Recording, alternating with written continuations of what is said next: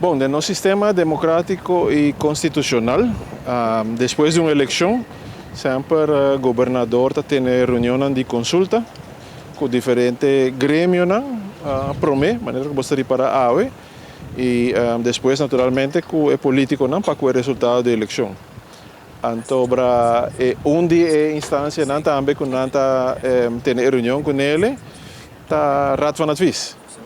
Raad van Advies tem dus rol especial em esse, então cumprindo que sei, a também nos reúne com o governador riba eleição, consequências, planos, etc. Raad van Advies, sua reunião com o governador sempre em cita bem bom, naturalmente.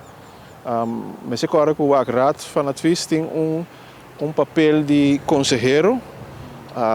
Do conselho Raad van Advies mesmo não decidi nada, sim, que nós conseguimos da duna, tem hora o governo está seguir, tem hora não, pero nosso rol não vai mais leu que sei, mostra riba, maneira para ilustrar para problema não que tem comportável para solucionar etc. Pero a governação está algo de político não, e está decisão não político, beleid, uitwerking etc. Dus er een tarefa de raad.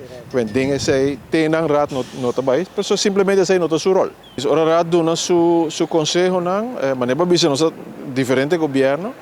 Dus raad van advies no tamarana governo, no tamarana signatura política. Lo que está doen ata e consejo que está quer que está mijo, quem que sintai nang. Dus para nós se vi cambio, pessoal.